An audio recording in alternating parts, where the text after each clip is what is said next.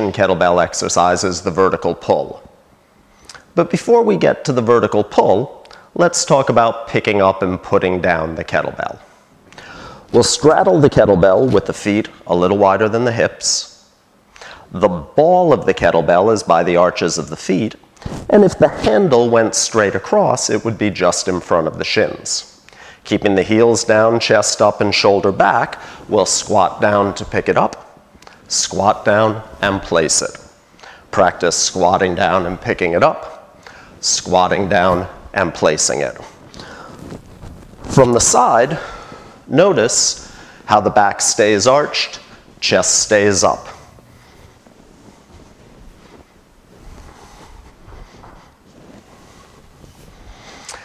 There are many different styles of kettlebell lifting, and the style that you learn should facilitate your fitness goals.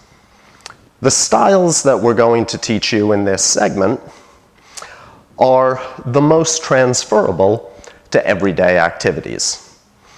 Certainly, as you progress, you can specialize and choose other styles to perform the same exercises based on the transfer that you need to your specialty. Squatting down and picking up the kettlebell, we hold it in the high hanging position. From the high hanging position, we can perform a squat movement. After we do a few squats to warm up, we'll do a few shoulder shrugs, straight up to the ears. Then we can put it together: squat, shrug, squat, shrug.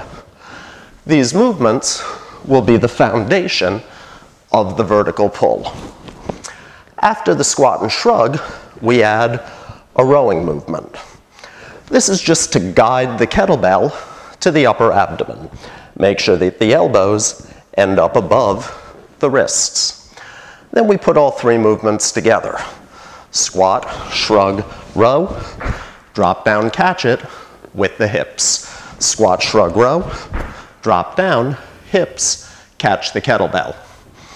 We're going to keep the kettlebell as close to the body as possible, so you may want to move your thigh out of the way. Squat, shrug, row, drop down.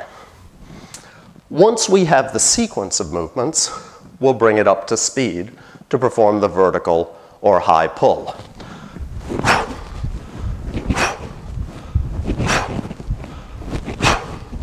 Notice that the elbows are above the wrists, keeping the wrists in line at the top of the movement. From the side,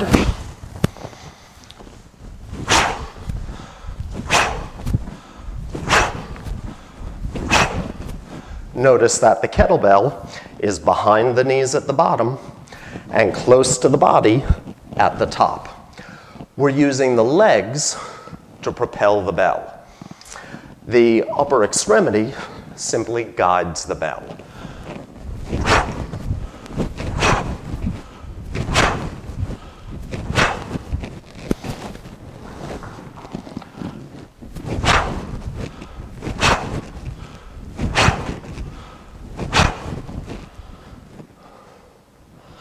Make sure to finish the exercise by placing the bell down carefully using the squatting motion. We're training triple extension of the lower extremity. Extension of the ankles, knees, and hips, same muscles that we would use when jumping. So the vertical pull becomes a great movement for training muscles in the way that we use them in everyday life, to run, to jump, etc. Additionally, we add the shoulder shrug. In the same way that swinging your arms when you jump allows you to jump higher than not using your arms, when we add another segment of the shoulders, we're able to generate even more force.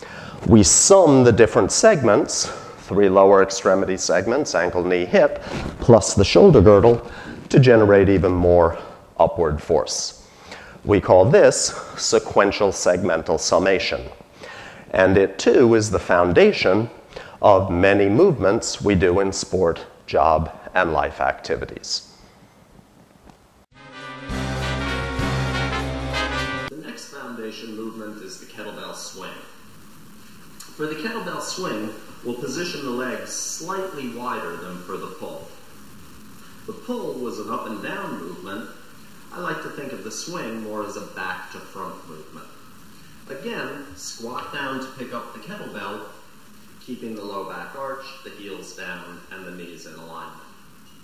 For the swing, we'll be leaning forward from the hips with just a slight knee bend. Once we get in that position, we can start swinging the kettlebell and quickly straightening the hips and knees until we develop enough power to move the kettlebell up to shoulder height. This swinging motion, seen from the side, looks like so. Notice the back to front nature of this exercise. The wrists stay up near the top of the leg, and the kettlebell almost taps me in the butt. Notice that the back stays arched, the chest open, and the head looking forward. Again, in your kettlebell class, you'll learn single arm variations as well as alternating variations of the kettlebell. The last kettlebell movement that we're going to cover is called the Kettlebell Clean. The way we perform the clean is very similar to the way an Olympic weightlifter performs a clean. As with anything, there are many different styles of kettlebell lifting, but we found this to be the safest and most effective when starting a program. Squat down and pick up the kettlebell, as we've discussed before. Then move one hand towards the inside bend of the kettlebell. The kettlebell clean is based on the pulling movement. You can start by doing a lazy pull. Then, get underneath the kettlebell and catch it in the rack position. The rack position is a very important position to become familiar with. The wrist is as straight as possible. The kettlebell rests part on the forearm and part on the bicep. The elbow is underneath the kettlebell, resting on the hip or as close to the hip as possible, given your flexibility. The wrist moves in a diagonal line through the handle. This is the main reason that when we start the clean, we have the kettlebell held at the inside bend of the handle. Once you're familiar with the rack position, it becomes easy to rack it and down. And you can do cleans for repetitions or as a way to get the kettlebell into position for other exercises.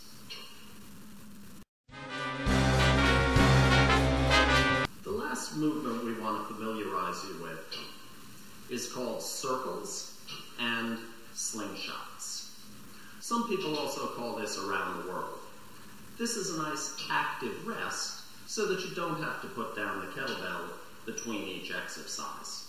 Additionally, this builds trunk and grip strength. We'll pick up the kettlebell, as we've discussed before, and then circle it around the body, keeping the palms facing backwards.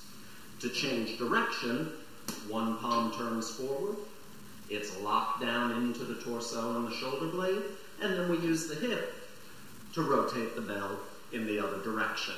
Lock it down, and other direction. Slingshot, and slingshot. This allows me to keep moving between sets of pulls or swings or any other exercises where I don't want to completely rest between sets.